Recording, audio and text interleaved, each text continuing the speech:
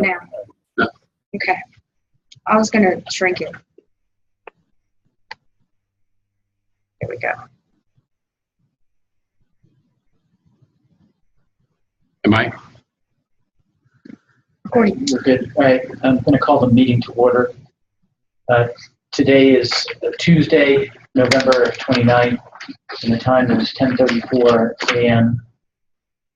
There is a quorum present for the meeting, and the meeting has been duly called, and notice of the meeting was posted as required by law.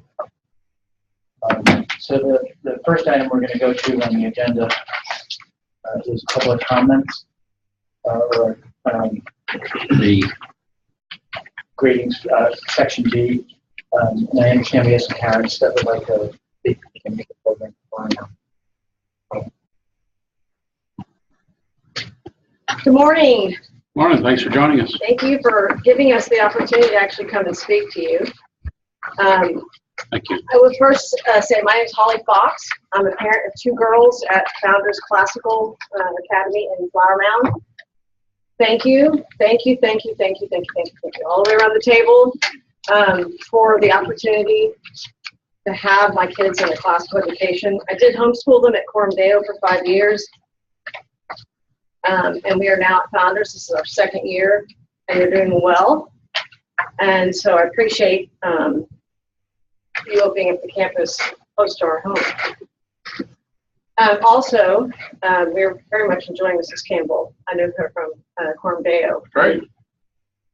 Feel blessed. So, Great. but the reason I'm here before you today, I'm not here to do what I normally do. I'm an attorney, a judge. I usually sell the death penalty or religious freedom or something really important. But not to say that this is not important. But today I just would like to make the case for space. Case for space. Case for space. And actually, I stole that from Winger in the planning guide, the acoustic primer, and the acoustic problems and solutions. I only have one copy, but I don't think I have to preach to the choir. I think you know that the music program and just music in general is important. It is, as far as the brain's concerned, developmentally, kids who are involved in music achieve better in school. They actually, as a judge, I can tell you, have been practicing 22 years and being a former prosecutor, former FBI agent, and defense attorney, and now judge. I don't see too many kids in my court that are in music. It's really strange, but I don't. They're involved in band, they're staying out of trouble, or choir, or any other type of music program. What I'd like to just say is that I know that we keep hearing rumors, and I'm not a person who really goes with rumors, conjecture, or speculation. I like to see the facts. Thank you, ma'am. I know that y'all are looking at buying space and building out the school in Flower Mound.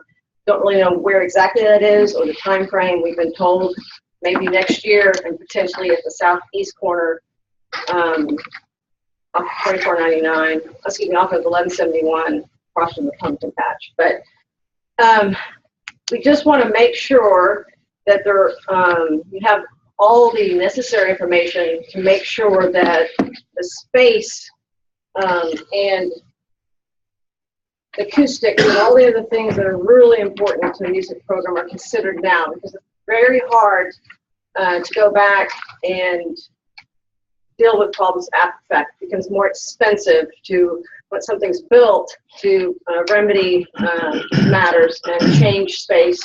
And I think we might outgrow our space fairly quickly. Right now we're just, as you know, K through 6. And the place we're at now, I think, because we've had some hiccups, and I say we because I call the school my own. I'm very involved, and parents don't get involved with their kids and making the school what it is. It doesn't do as well. So we're very involved as parents. I think some of the hiccups have been related to space.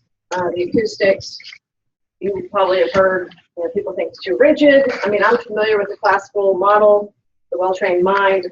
I know what it takes. I believe in the classical model. It's not a school for kids who may have issues or behavior problems. I think there's a sifting that occurs. but there are also some people who have left. And I think it's the bottom common denominator is the building is just not sufficient to accommodate the number of kids K through 6, and we're now going to 7. I'm not sure how it's going to happen, but I'm preaching what you probably already heard. Recess is kind of a problem. The space, the cafeteria, the acoustics are very bad, so kids can't even talk. There's not a lot of fun time for the kids, and I think learning should be fun. I mean, that's not the main objective, but I think it should be fun so kids want to go to school and really learn and take on information. So that's why I think it's really important, because the space we have right now does not accommodate. I don't know how y'all are going to figure out getting 7th grade in there. But right now we only have 2 classes for each grade, and I hear there may be potentially some more classes per grade going all the way up to K through 8th and then K through 12. The music buildings, just for middle school right now, are designed. The prepared facility or proposed facility that you have a copy of, which looks like this but smaller format, is something that has been prepared with careful thought and reflection of people who are music-minded and know what it takes to make sure that the rooms are accommodated. It may look overwhelming and large and think, wow, do you really need that much space? Well, most of the middle schools, if not all of them, except for a few, in LISD, this is the standard plan, just for a middle school, which is K through 8. And we're K through 6 right now. I'm going to 6 through 8, and then K through 12 fairly soon. So, I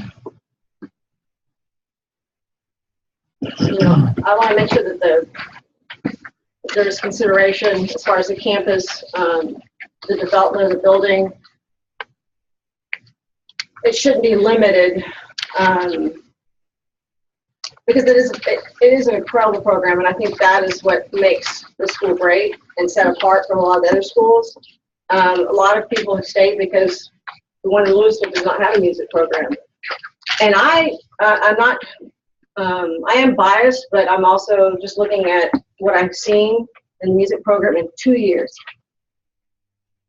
At the Veterans concert, I don't know how he did it. But from the first concert they did it to 2 years later, incredible. I was in the band, and I don't think we sounded that good in high school. I hate to say it, but it was very good. And what I think is incredible and remarkable too is that there's about 35 to 50% of every class who's in music. When I went to school, there's maybe 5 kids, 6 kids, about half are in music, and that's what keeps a lot of them there. So it's with that I've handed you what's been provided to me by Wenger. It's a program or a group that has studied, so you don't have to reinvent the wheel, provides to you information about acoustics, design, and all that. And I know you have a lot to consider in budget and other things, but I would recommend if you have questions, I'm probably not the best person to provide all the facts and information to you, but Mr. Sprouse or one of the other music people, he has been an incredible wealth of information for us as we're trying to develop and booster the music program at Founders. So we definitely need for it to be acoustically adequate for them to listen to themselves. I mean, and key factors too, also cubic square foot, not just looking at square footage, but the cubic square foot, because you have to include the ceiling height, because sound isolation really requires you to build the walls to the roof deck, because otherwise you can't have anybody on top. Right now, kids, when they leave recess, have to be quiet outside until they get past a certain point, because there's classrooms right there. And so then they only have like 10 minutes to play, because then they're spending 10 minutes walking back, and then the last 5 minutes of it, they have to be quiet. Same thing in cafeteria. Oh, horrible in there. So they have to be quiet. They can't really talk with their friends. I know that was the situation. It was space. We moved forward. we're certainly hoping, to be honest, to be out of there by next year, but I don't think that's the case. So I'm praying and hoping that some of these things will be considered that are on here, because we don't have the time, because I know you'll have other important matters before you to contemplate and reflect on when making decisions about the development of the program, and determining if something has to give or take, what that can be. Those questions should be directed probably at Mr. Sprouse. But I think you wanted to, I don't want to take all the time, but I do thank you for allowing us the opportunity to come and speak to you and to eyeball you and see you, who all these important people are doing such great things in the school. So I really thank you. Appreciate it. For coming. Appreciate it. I'll make it short. Thanks for having me. My daughter Amelia can also attend Fairmount. So Holly's kids in Daniel Orchestra and Mandarin Orchestra. So far, the past 2 years, as you can see, don't need to be racial profiling and examination. And we don't go to Plano, we don't go to Atlanta because we don't believe in public school system. But we settle in Coppell that, well, me being an architect, we'll almost always think about outside the box, think about breaking the rules. The public school has so many rules that just doesn't make sense. But then I was thinking, but my daughter doesn't know anything fundamentally right. How do I tell her how to break the rules? Why not just give her the reverse of the public school system here, have her starting from classic. Once you build your foundation, you know your boundary, you can break the rules. So the past 2 years, I was so happy, especially the whole reason we're here is because of music program. You can get every kind of classic education in every charter school or the private school, but this school right now has a potential for the music program to blossom into it. And me being an architect, I've been talking with Mr. Sprout on the space planning. I saw that he put a lot of thought into it, and actually I could volunteer to help space planning. I didn't come here to marketing myself. I had 2 business cards. But then my point is, we look at Louisville's campus. Well, I built school too. I have the past 25 years of building school, hospital, corporate office. I built for DuPont Investment Company in Jacksonville. It's a $50 million office building for 25 people. So there's so much thing we could build, but then there's so much thing that's done wrong in Louisville. I don't mean to say that. I understand there's a budget constraint. But think about the kids in the school. There's this new movement called green building in the past 20 years. I don't think that's ever been implemented in most of the school system. Most of the public schools just started going on in California, in Massachusetts. By the way, we've been moving from Texas to Massachusetts to Boston to San Francisco to Florida. And I'm back here. But I realized in terms of building design, we're so behind. Think about all the new paint you put on the wall for your new students. You know how much VOC, which is called volatile organic compound, you know the smell of your new car, you know how those VOC gonna outgassing, you know how much of those gonna stay in your air-conditioned building for your kids. I don't think the school design here, actually, a lot of them knows about those. It's the same bucket of the paint. Most of the contractors just pick up the paint. They think the green building initiative is just too much money.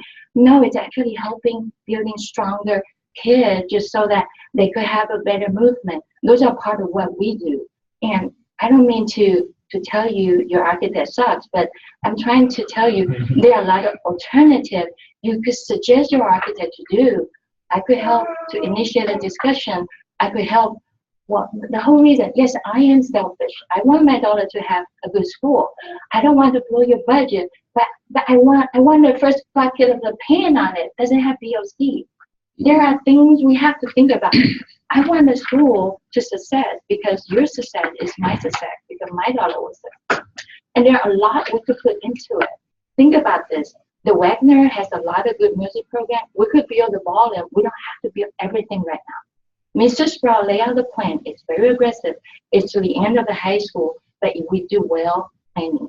I mean, I've done 100-acre site design for retail, for mixed use. You do face it. You face it in. You have 6, 7, 8 phases. We do medical phasing too. Nobody build the whole thing at one time. So I was trying to explain to Mr. Sprout, the space planning is good, but we could do so much to help each other out. we don't want to lose a great program by not having an adequate space, by not having a good building design. Trust me, if you build it 10-foot ceiling right now, in a year you're gonna realize the 10-foot ceiling cannot accommodate anything. The orchestra, the symphony. Oh, pretty soon hopefully we have organ maybe. Well, which is a little optimistic, but think about all that possibly can do, and we want to make sure if the early planning, a little bit of input from us could help. That's all we're here to ask for. Thank you. Great, thank you.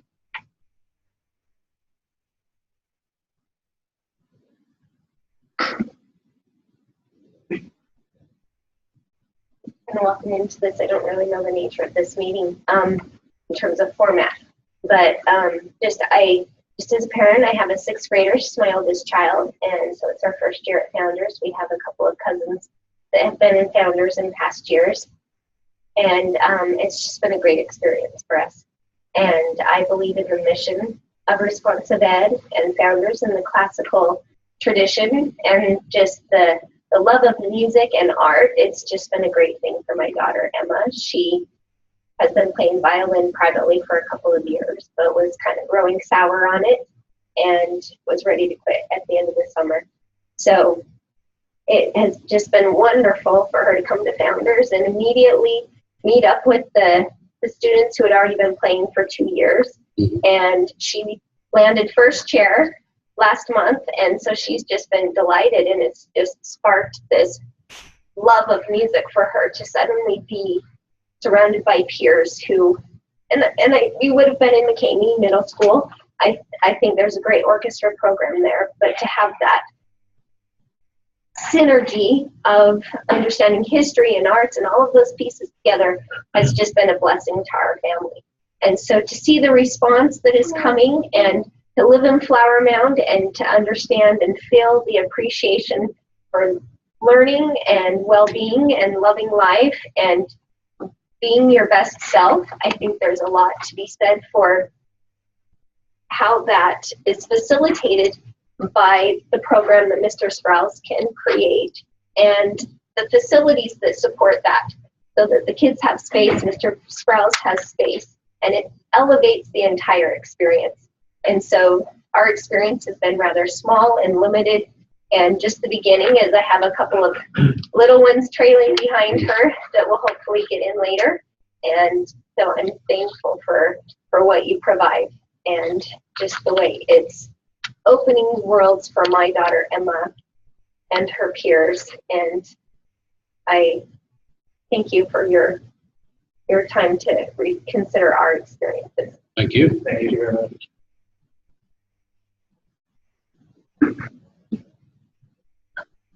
Hi, my name is Becky San Juan, and I have a daughter at Founders Gospel Academy of Flower Mound.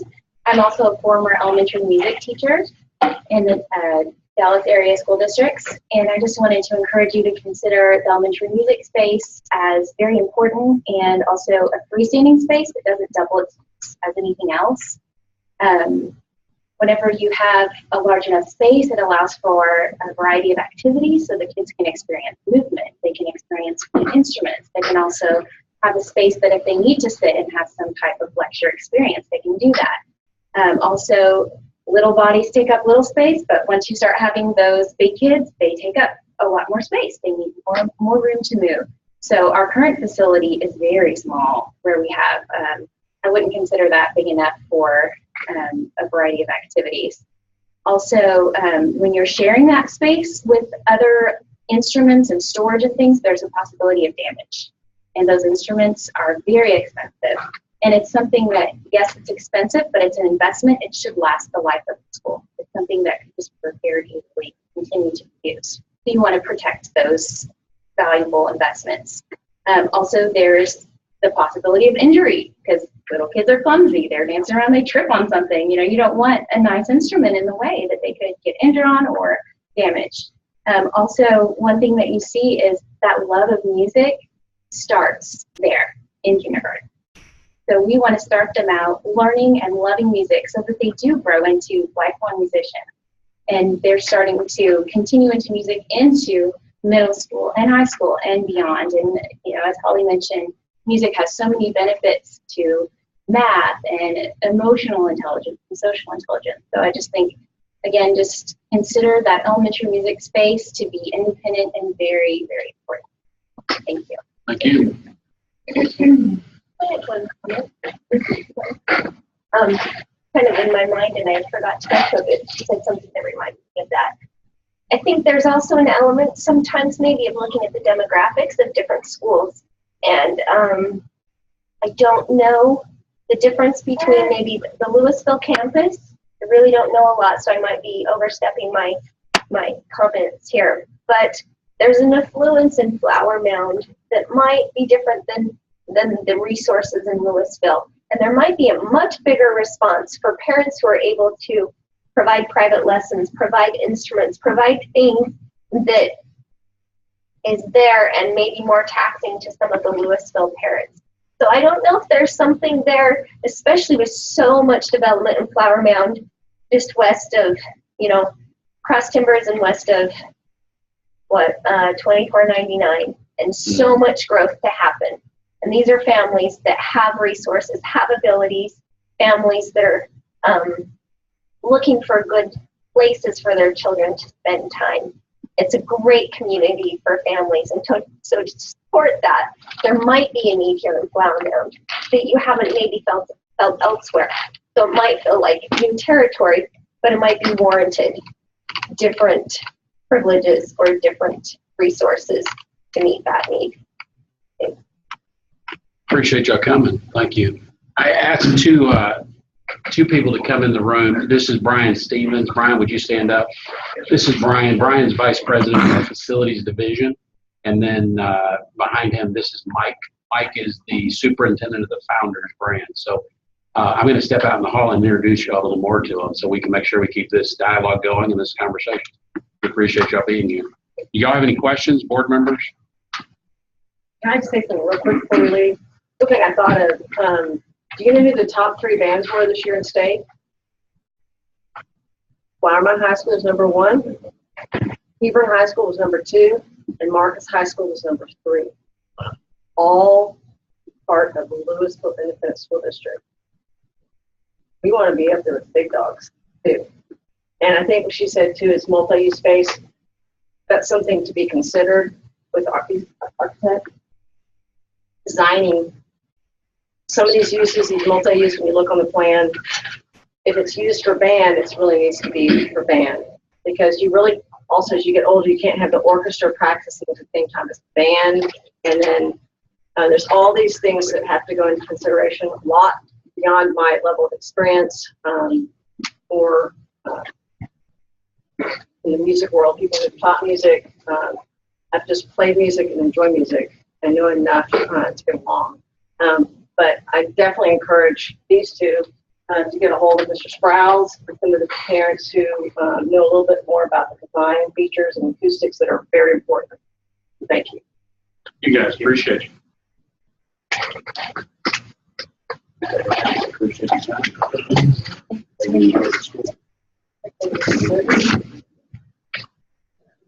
Who's this? Connor. Just stop recording for a little while. Just gonna take a break. I was just keep question about that. Okay, forget that. Kids who are music. Okay. Experience. I'm seeing that. Yeah. I was at Corey up here, big stuff. What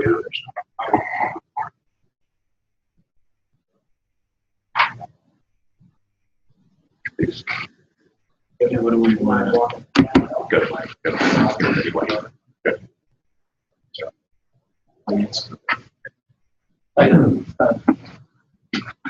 You want to close the door now, or do you?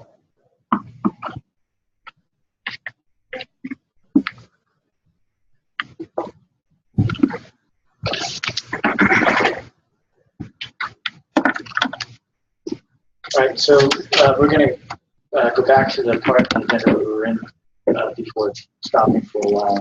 Back to the financial. Thank you.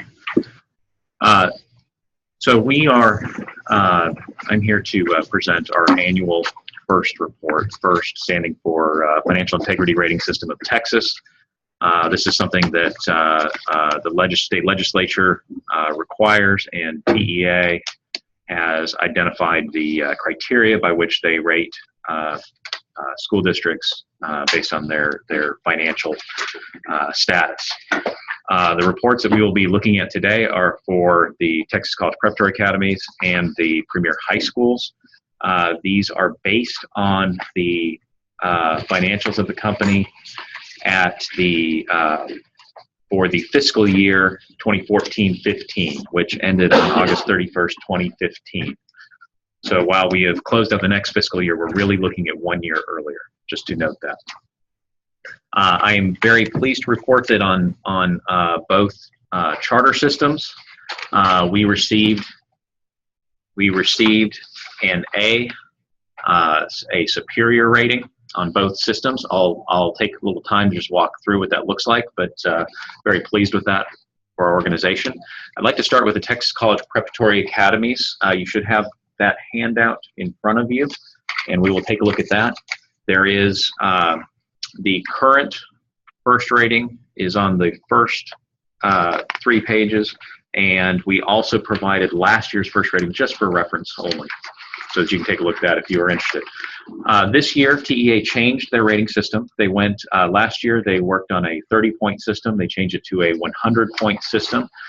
We knew they were going to do that. We knew that they'd been talking about this. They've been trying to change the system to be more specifically for charters, to better reflect the fact that charters are not school districts and they are corporations, and they just have a little different financial makeup than the typical school district. So they have been working on that, and so this year they came out with a modified rating system of 100 points.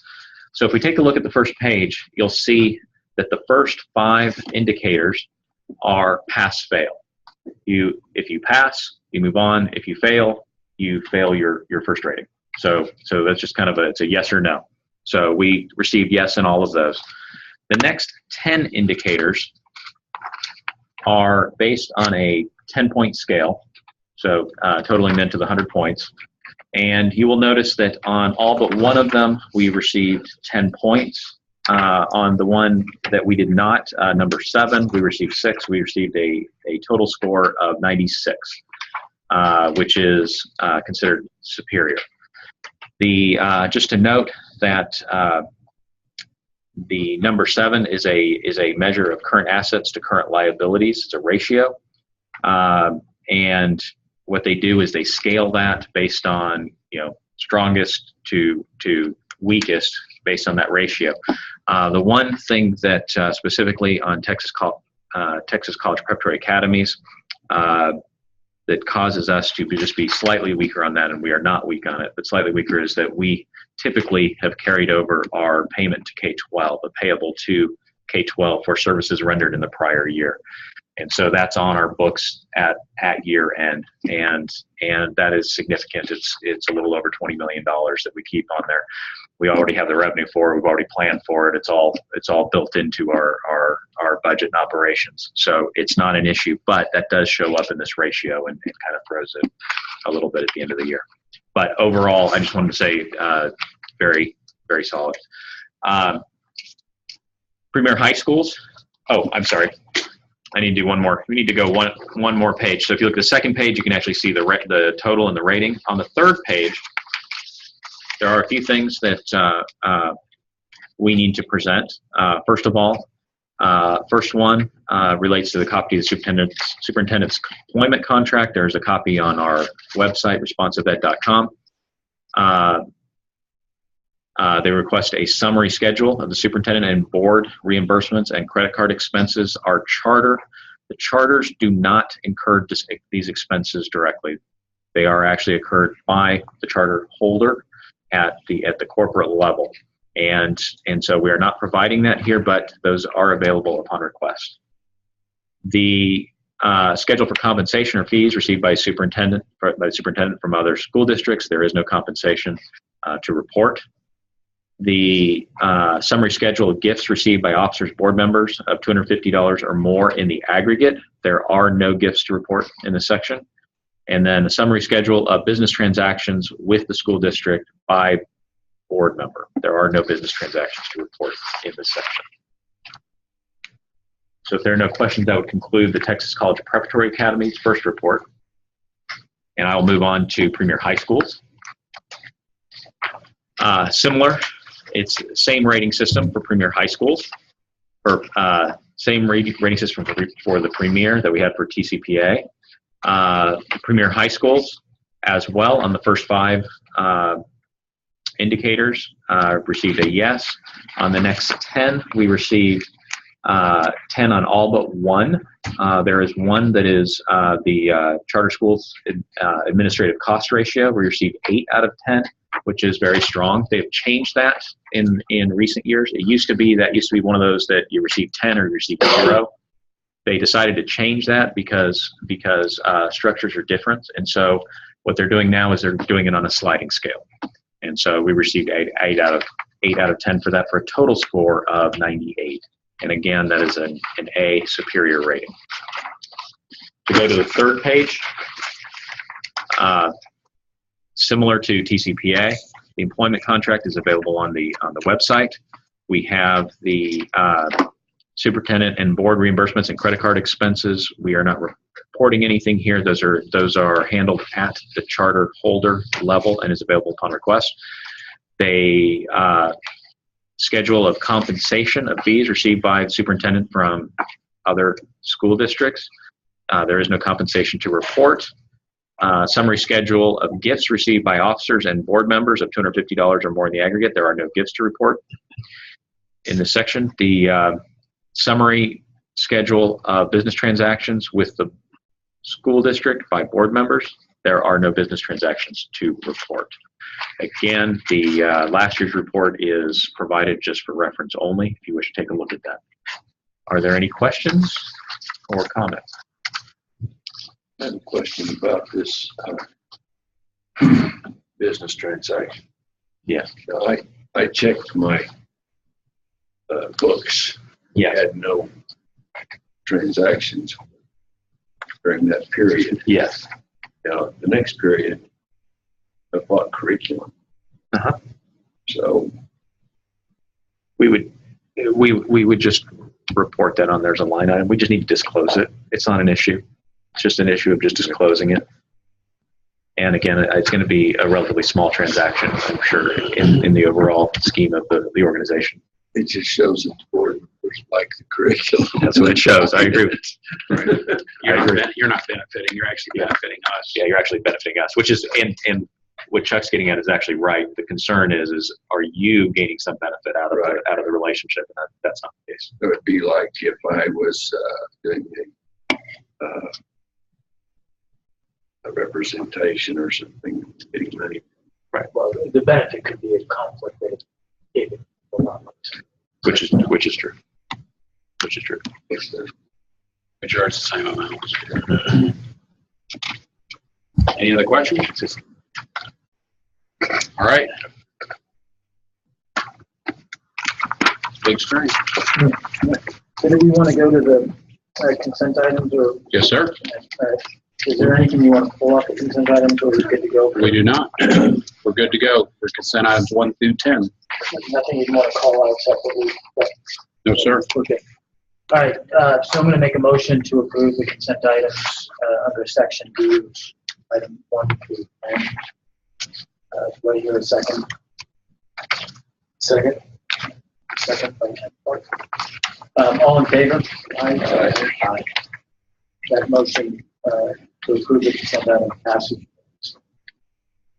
All right, so now we're up to separate items, and what Marvin suggested was something we ran into last year. We're going to move item 1 to number 4. Item 2. I don't know if there'll be any changes, but at the same time, we'll just take care of the business stuff first before going to the approval of documents. Okay. Board office. So if you wouldn't mind, we'll just start with the approval, concerning approval purchase property located at 2101. North Water Drive. All right, Robert. Okay, thank you. We're going to use this. We do have, I believe you have at your seat these forms. Let me just quickly point your attention to the PowerPoint. For the next 3 items, I'm just going to show you the next 3 items on the agenda, 2, 3, and 4. I'll show you the pictures first, and then we can go over the details of the dollar amounts and things like that. The first one on the PowerPoint here is Brownsville, Texas. We currently lease a building that's connected to a building we already own in Brownsville. We own one building there. This is a building that's right behind it. It's 3,500 square feet, 3,584 square feet on 0.43 acres. It has 3 classrooms, a special ed room, and an office. If you'd go forward on the PowerPoint there. This is the building. We currently lease it for $5,000 a month, and we have been leasing it for the last quite a few years. And the owner, yeah, that's the probably the student who goes to attend there. I don't know. So the owners are ready to sell it. We think it'd probably be beneficial for us to buy it, and that's what we're recommending on item number 3 on here today for the one in Brownsville. And this owner owned the building we currently. They did, yes. And we've paid close to $285,000. I think we've paid on rent in this building already. They're wanting to sell it for $380,000 is the sales price on San Antonio. So go forward. We're already in the building. We're already using the building. Go forward. It's a little slow. Sorry. So you can see there's some of the pictures of the inside. We're already currently using the building right now. So we already have students in the building. Go forward just a little bit. So it's actually for sale for $380,000. It would take us about 8 years at a similar mortgage payment as compared to the rent. If we made a similar mortgage payment as we are with rent, we would own the building somewhere between 7 and 8 years. So because we own the other property that's right next door to it, and we also utilize this property in rent, it seems beneficial for us to go ahead and purchase this building as a part of the whole property there in Brownsville. So we anticipate being there another 5 or 6 years. We've been in Brownsville I believe since the very beginning, right, Chuck? Right. Yep. For the last 17 years, so we've got a pretty good foothold there. Her enrollment is very solid. She's in the 170s ADA pretty consistently. She's one of our best schools ADA-wise there. So go forward. So we're recommending that to the board that we purchase Brownsville. Go forward. This may be the last picture. You can see the back end of the building there. So do you want to do these as one motion of all 3 of these, or do we want to do them as individual motions? Let's just do them individual, but we can go through them all at the same time and then come back and do individual motions. Okay. So let's go ahead and talk about Richardson. We have a building that's came to our attention a few weeks ago.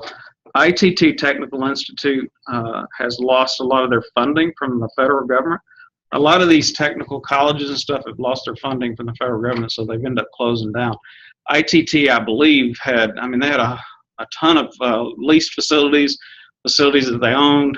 They ended up going bankrupt when they lost this funding that they have. This particular building is 29,000 square feet over in Richardson. It's right next door to the University of Dallas. University of Dallas is literally right across the street.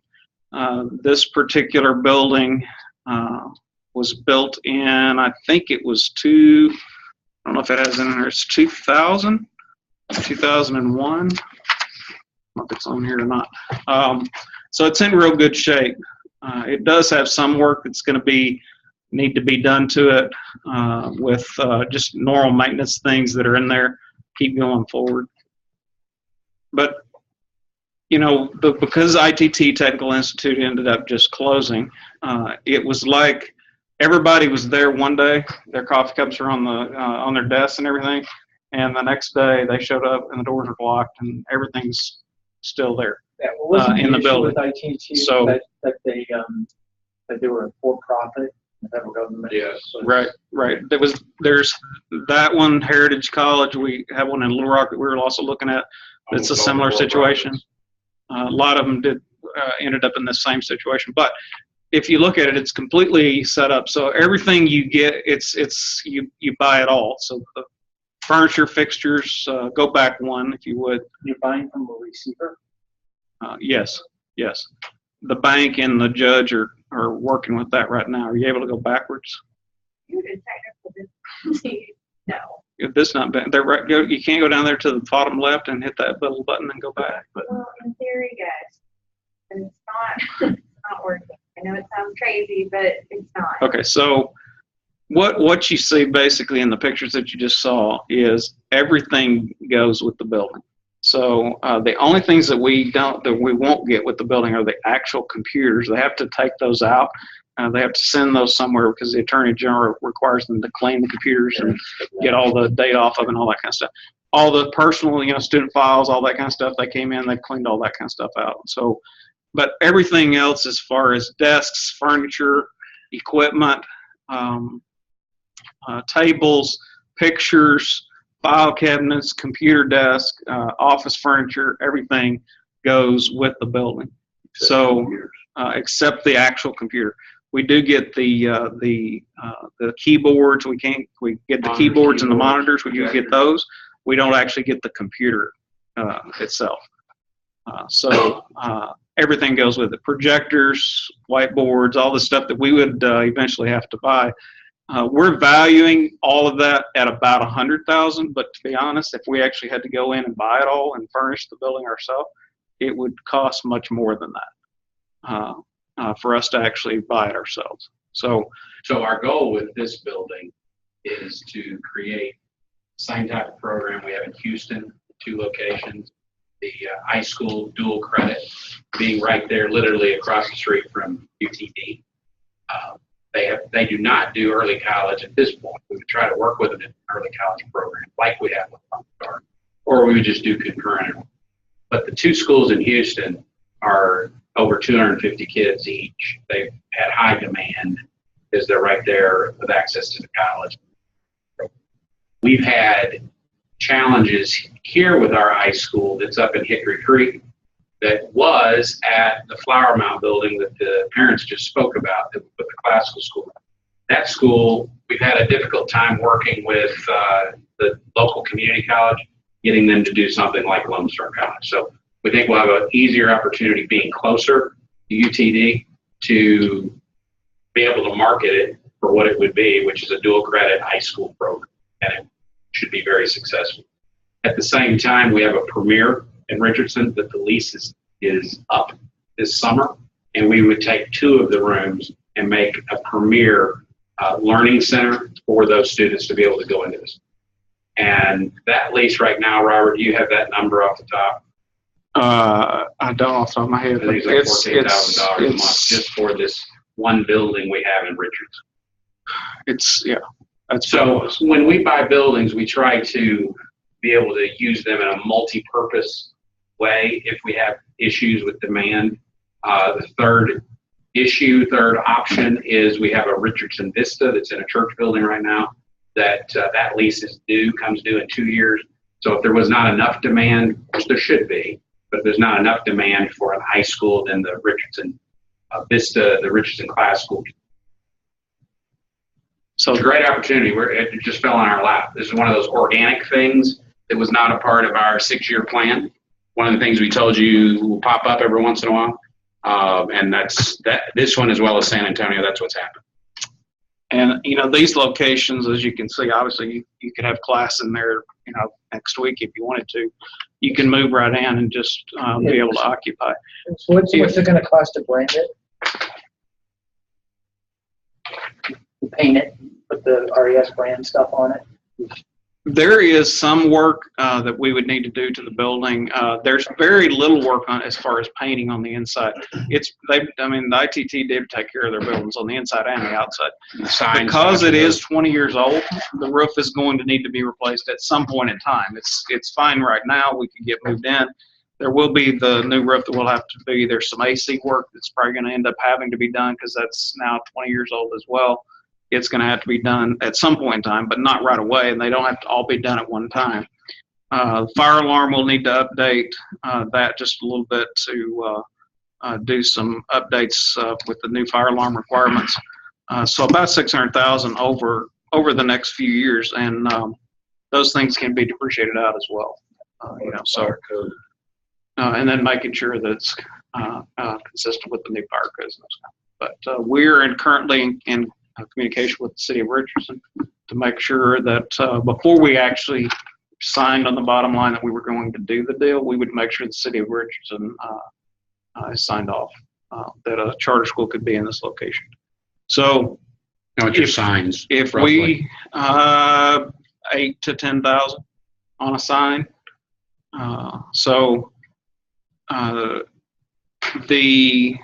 If we were to go in and build a building in Richardson in this area, at this particular square footage at 29,000 square feet, we're looking at, like the building next door, we're looking at about $140, $145 a square foot to build, plus the purchase of the land, plus the FF&E and those kind of things. So when you add all of that together, it's roughly 50% cheaper than if we had to go out and just build it from scratch. Now, we don't typically lease a STEM or a Premier that's this size of a building.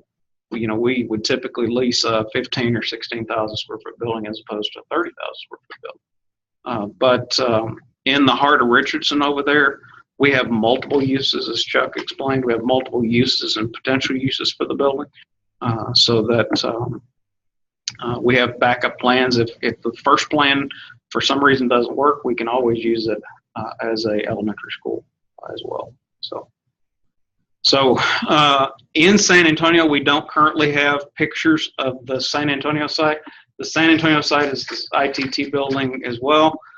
It's 31,800 square feet, 12 classrooms. It's got science and computer labs. It's pretty much looks exactly like the same pictures you just saw. Everything that's on the inside goes, except the computers. It's all included. San Antonio right now, it looks like, according to the judge, we just had some conversation with him yesterday, 3.4 to get the one in San Antonio, 3.3 to get the one in Richardson. We are currently approved in San Antonio to open up a Premier under the Premier High School Charter. We are recommending that all three of these facilities be purchased with Premier High School funds. So in the future, or even next fall, if we decide to use the Richardson location as the program that Chuck described, under a TCPA charter, we would have a lease back from the Premier High School over to the TCPA charter. So, but right now we would purchase it under the Premier High School with the Premier High School funds. So here's a picture of the outside. As I mentioned, we haven't been able to get inside just yet, but it's a very similar layout. Go forward one slide, I believe. There's the floor plan. There we may have to make a few modifications. Some of the classrooms are a little bit large. But they're minor modifications. Similar building, similar age, similar issues, roof, air conditioning, things like that we're anticipating running into once we get inside and are able to look at it. So, and this school would be a Premier, but it would be our Premier CTE, which is Career and Technology Education. We, as you remember, we opened a CTE Premier in Edinburgh down in the valley last year, and it's been very successful. Over 150 kids enrolled in that program in the first year. Mm-hmm. We'd have the same response in San Antonio. So on your spreadsheets, we can look at those as well if you'd like to just kind of quickly take a look.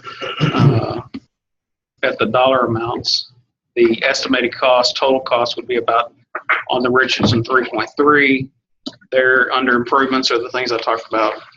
We potentially have the mortgage payment we'd be looking at would be somewhere in the neighborhood of about $17,000 to $18,000 a month.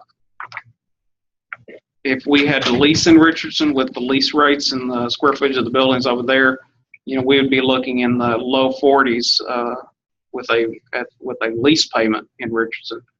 So obviously it's this is quite a bit less than if we had to go in over there and lease a building this size over there. Is there additional parking here? It is everything you see around the building. I think that's what we have, and we have to look at that when we go down there to make sure there's enough spaces that it requires us.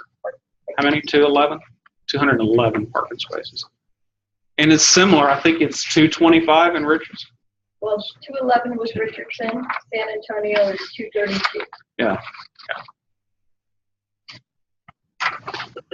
So any questions about the numbers? They're the operating cost over there as well.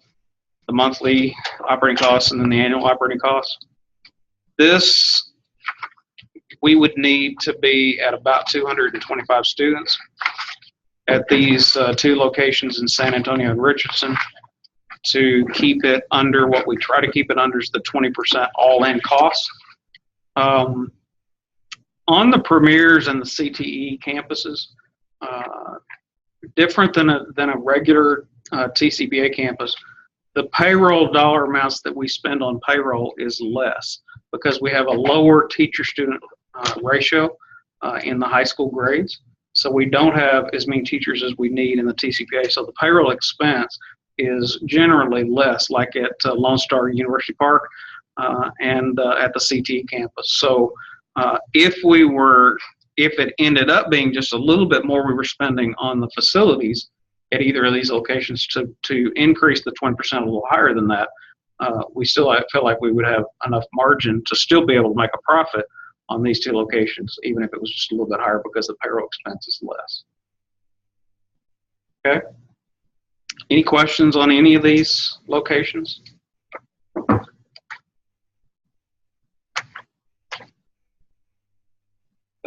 KIP and some of these others, they're not doing it.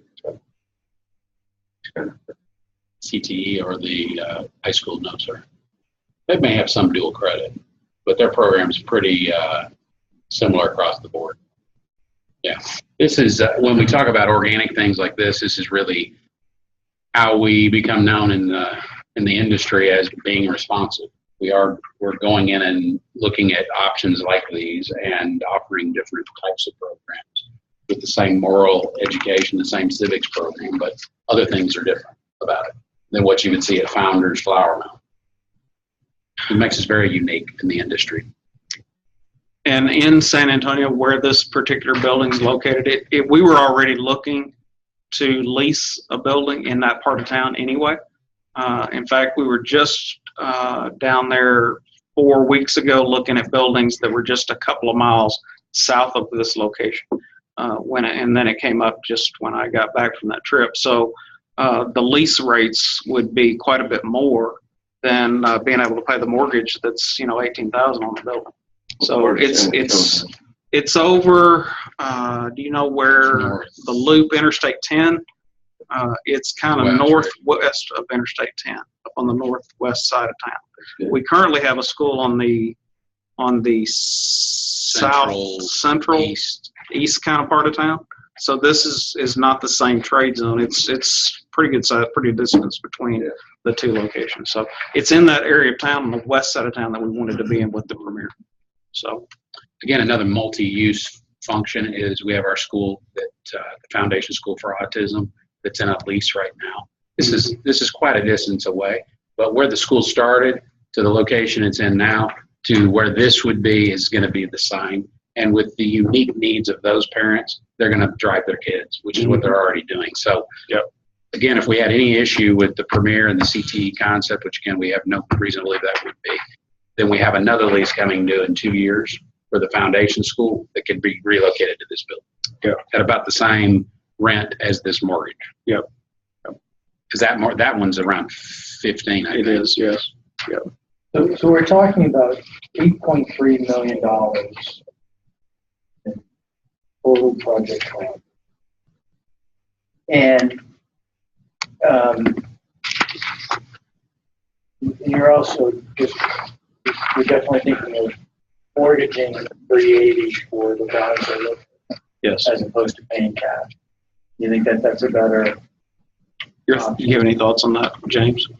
We Versus paying cash for it?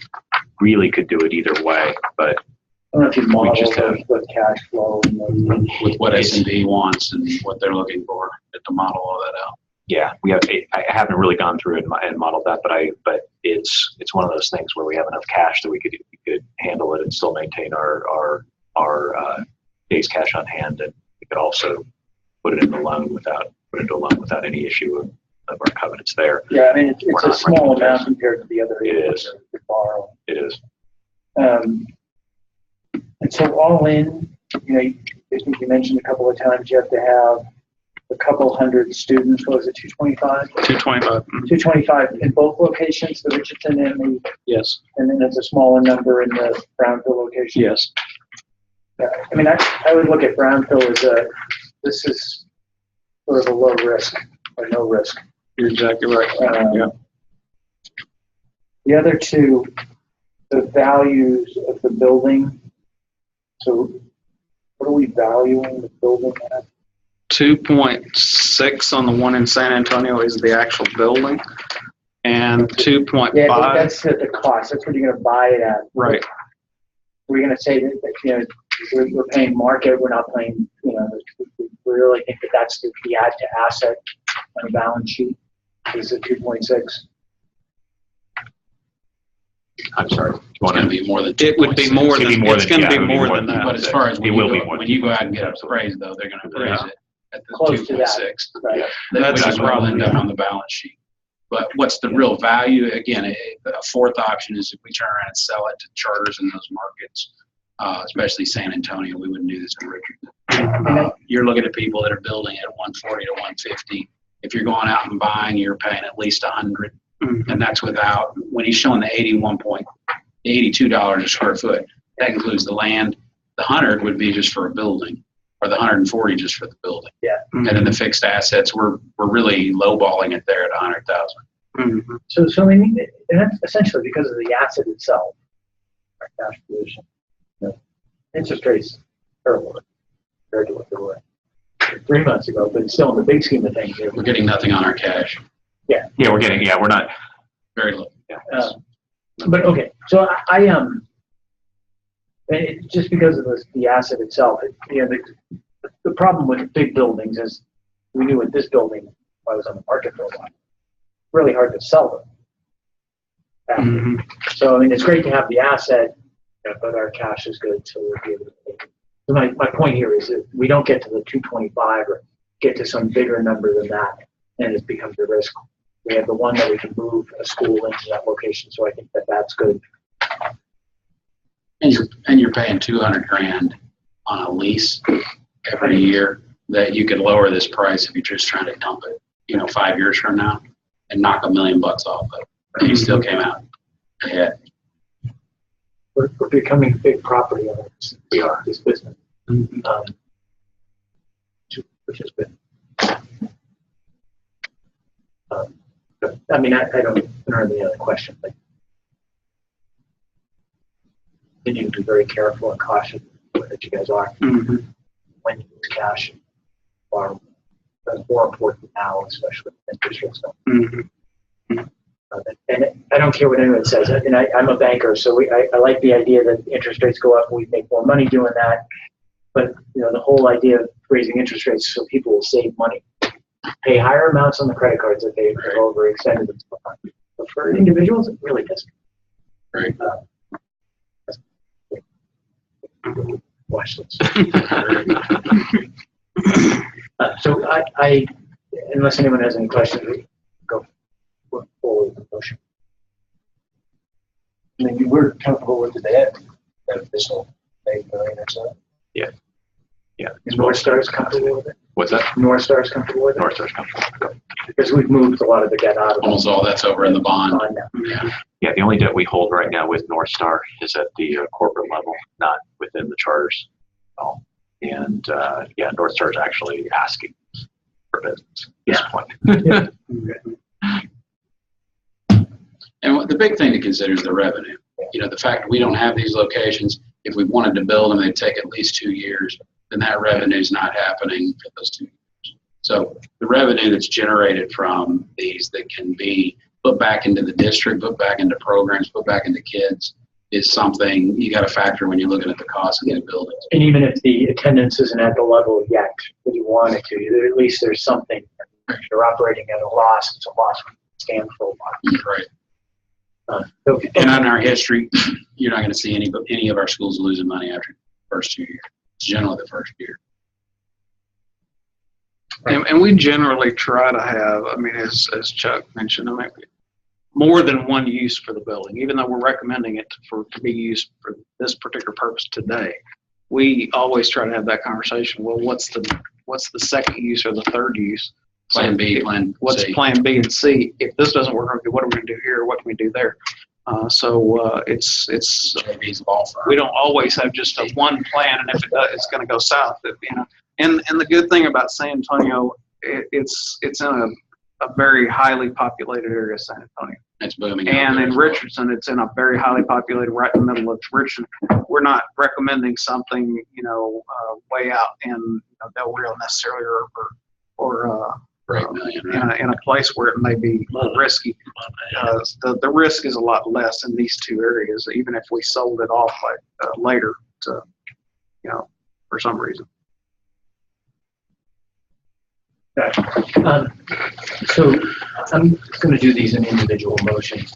So I'm going to make a motion to consider the approval of purchase property located at 2101 North Waterview Drive, Richardson. Second. Mark Reynolds, all in favor? Motion for the approval for the purchase of that property passes. I'll also make a motion for separate item number 3, which is consider the approval of purchase property located at 5700 Northwest Parkway, San Antonio, Texas. Do I hear a second? Second by Ken Sparks. All in favor? Aye. That motion, separate item number 3 passes. Moving on to separate item number 4. I will make another motion for the approval of purchase property located at 15 Lakeshore Drive, Brownsville, Texas. Do I hear a second? Second by Ben. I'm so efficient at this. All in favor? And separate item number 4 also passes unanimously. So can I add something to those 3? We really need the wording to read purchasing and financing for the bank. Is that okay if we change that for the minutes for all of you? Okay. Yeah. It says that on the resolution. So the resolution has that. Okay. So it's all understood that when we talk about purchase, it includes the financing of that property as was presented to us. Yeah, again, forgot to come to this bank. They got lots of money in there. Now you come see us again. No, that'd be great. Okay, so election of the board officers. We have the vice president. Dan,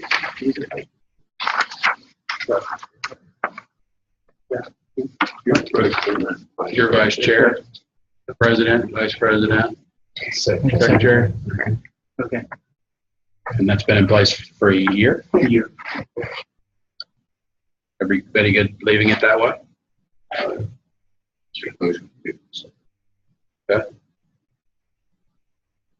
Since, You want to see can I that? second it since I'm not an officer too?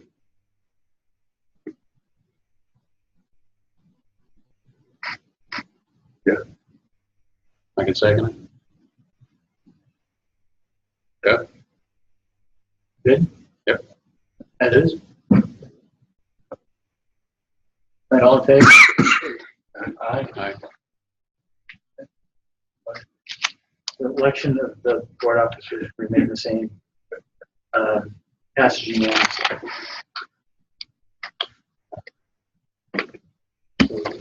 All right. You do, and we have lunch here. So you can read that we're going into closed session pursuant to Yep, I that got it. code. I got it. Yes. Pursuant to section 551 spot 071 spot 072 and spot 074 of the Texas Government Code, we are authorized to go into closed session to discuss resignations, terminations, reassignment, performance, requests for leaves of absence, and other items concerning personnel, real estate matters, and consultation with our attorney. No votes will be taken until we reconvene in open session. We are now effectively closed.